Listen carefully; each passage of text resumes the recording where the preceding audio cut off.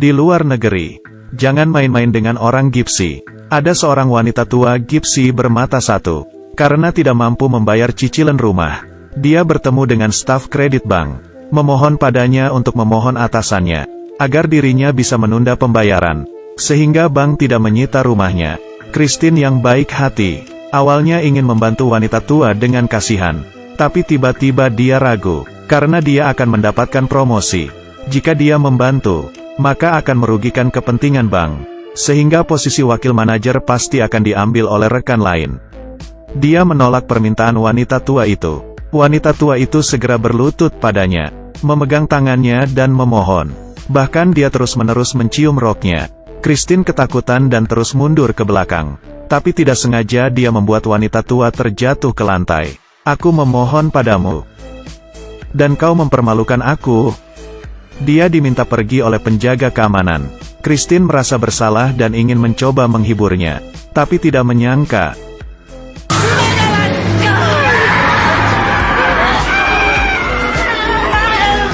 wanita tua itu dikeluarkan dari bank oleh penjaga keamanan. Manajer sangat puas dengan kinerja Christine.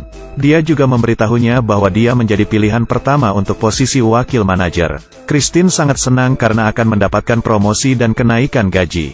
Tapi dia tidak tahu, mimpi buruknya baru saja dimulai. Dia datang ke tempat parkir setelah pulang kerja, dan bersiap untuk pulang ke rumah. Tapi dia melihat mobil rusak di parkir di seberang. Sebuah Shell Sutra sedang berterbang di udara. Saat melihat lebih dekat, Shell itu seperti memiliki nyawa. Kemudian terbang ke kejauhan, dan sebuah bayangan gelap muncul di kursi belakang. Itu adalah wanita tua Gipsy.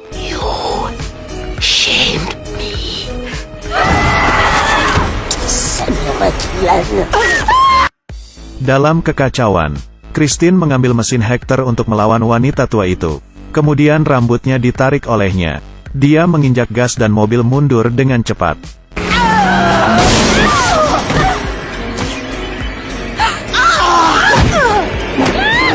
Saat dia hampir mati dicekik, dia kembali menginjak gasnya, dan juga memakai sabuk pengaman pada dirinya.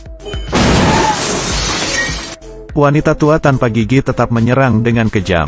Tapi cara serangan itu sangat menjijikkan. Setelah didorong, dia kembali memakai gigi palsunya. Tapi Christine mengambil sebuah penggaris.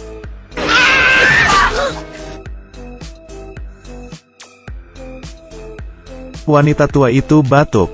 Penggaris langsung terbang keluar. Christine mengambil kesempatan untuk menendangnya hingga terbang keluar. Tapi dia mengangkat barang berat untuk menghancurkan kaca jendela. Setelah membuka pintu mobil, dia menyeret Christine keluar dari mobil. Lalu dia melepaskan kancing di pakaiannya, dan membacakan mantra padanya. Kemudian dia mengembalikan kancing ke Christine. Saat dia terbangun kembali, hanya ada satu lalat terbang di depannya. Wanita tua itu sudah pergi. Tak lama kemudian, Christine dan pacarnya berjalan di jalanan. Dan ketika dia memutar kepalanya, dia melihat angin iblis. Tampaknya ada sesuatu yang sedang mengikutinya. Agar aman, dia menemukan seorang nabi. Tapi saat upacara berlangsung, kaca tiba-tiba pecah tanpa alasan. Ekspresi nabi juga semakin berat. Tampaknya merasakan sesuatu yang mengerikan. Ekspresi nabi itu sangat berat.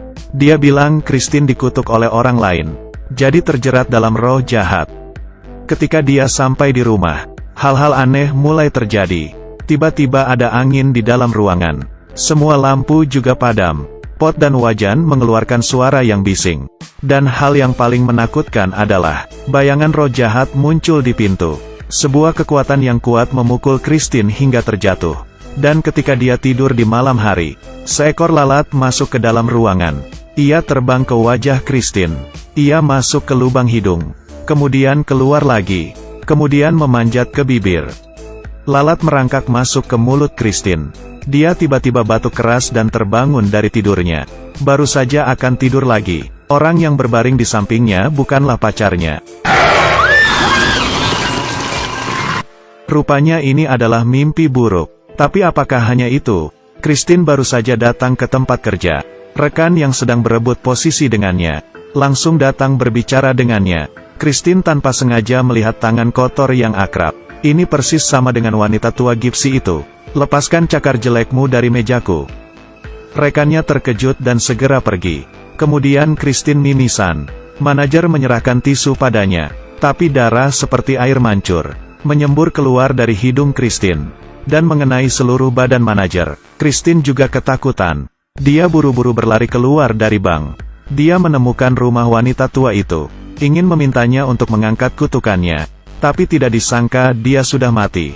Melihat foto wanita tua itu, Christine ketakutan dan terus mundur ke belakang. Tidak sengaja dia terjatuh. Saat dia membuka mata, ini adalah mayat wanita tua itu. Tiba-tiba meja roboh. Christine terjatuh bersama dengan mayat. Singkirkan dia. Seseorang berusaha mengangkat mayat itu. Rambut Christine tersangkut pada tangan wanita tua itu.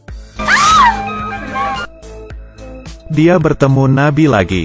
Setelah mengetahui kebenaran masalah ini, wanita tua itu mengutuk pada kancingnya, lalu mengembalikan kepada Christine, sehingga bisa memanggil penyihir, untuk menyiksa pemilik kancing itu, dan 3 hari kemudian akan membawa arwahnya.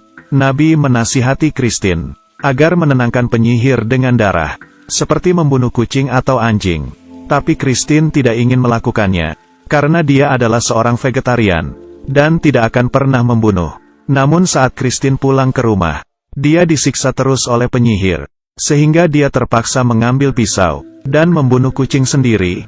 Kemudian dia menguburkan kucingnya, berharap agar penyihir bisa melepaskannya.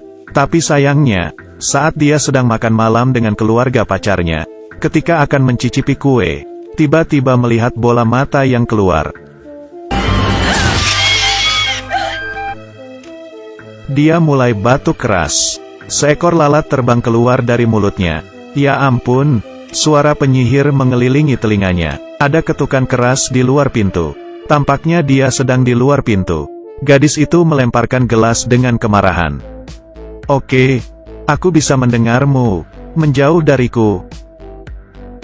Dia diperlakukan sebagai psikopat oleh keluarga pacarnya, sehingga dia segera melarikan diri.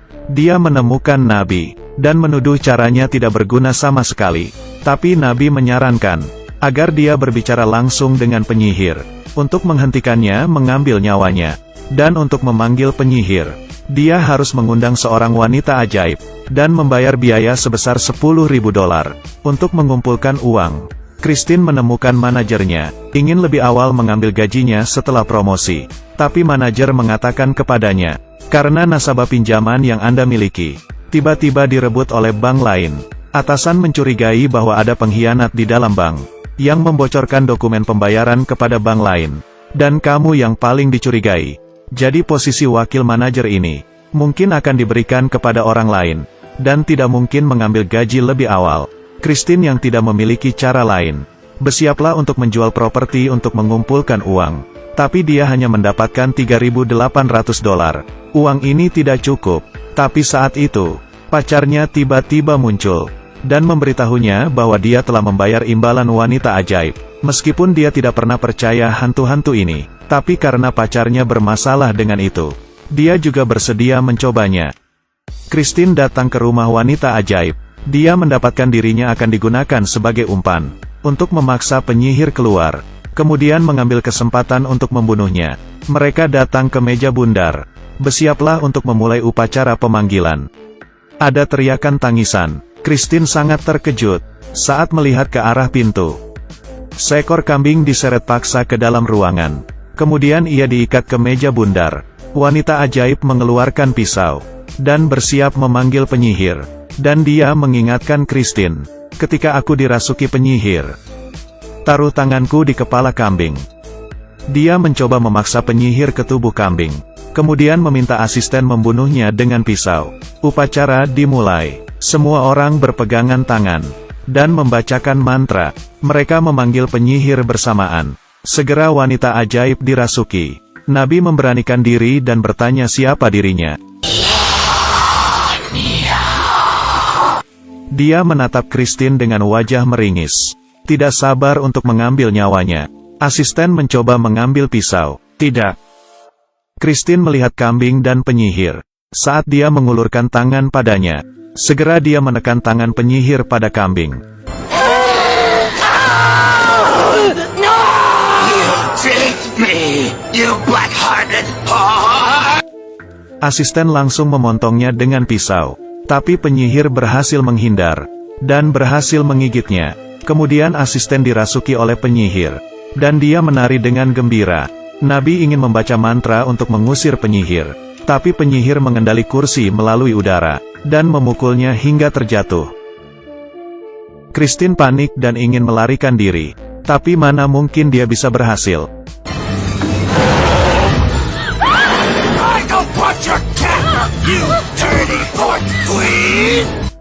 Dia memuntahkan tubuh kucing. Lalu dia segera menyerang Christine. Wanita ajaib akhirnya terbangun. Dia membaca mantranya untuk mengusir penyihir. Cahaya berwarna darah keluar dari mulutnya, akhirnya meninggalkan tubuhnya. Dan asisten berhasil selamat. Melihat penyihir yang berhasil diusir, Christine sangat senang. Dia bergegas memeluk wanita ajaib, tapi dia langsung terjatuh lemas. Kemudian kehabisan napas dan detak jantung berhenti. Demi mengalahkan penyihir, dia telah mengorbankan nyawanya. Christine mengira mimpi buruk itu sudah berakhir. Tetapi Nabi mengatakan kepadanya, penyihir itu hanya diusir dan tidak dibunuh. Dia pasti tidak akan melepaskan kamu. Nabi memintanya untuk mengeluarkan kancingnya, dan masukkannya ke dalam amplop.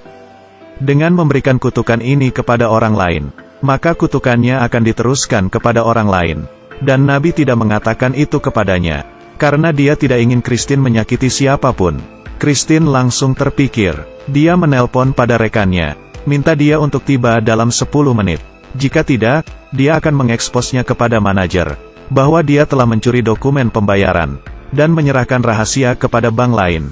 Rekannya segera tiba, dan memohon Christine untuk tidak mengeksposnya.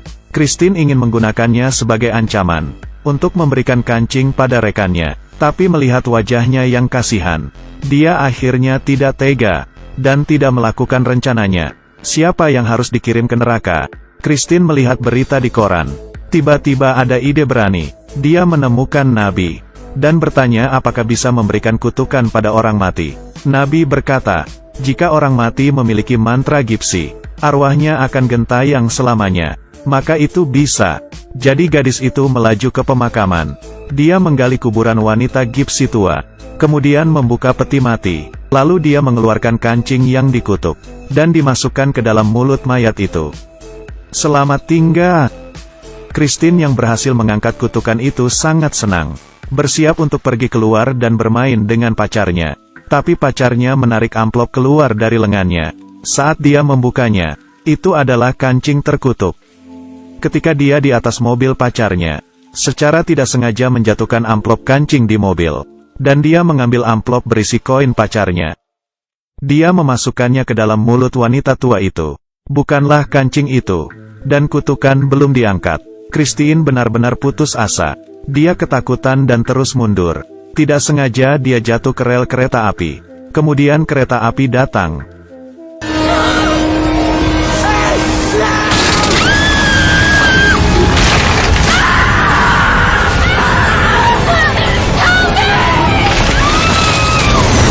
Dalam api neraka, Christine dilahap dengan cepat. Sampai akhir, dia masuk ke neraka.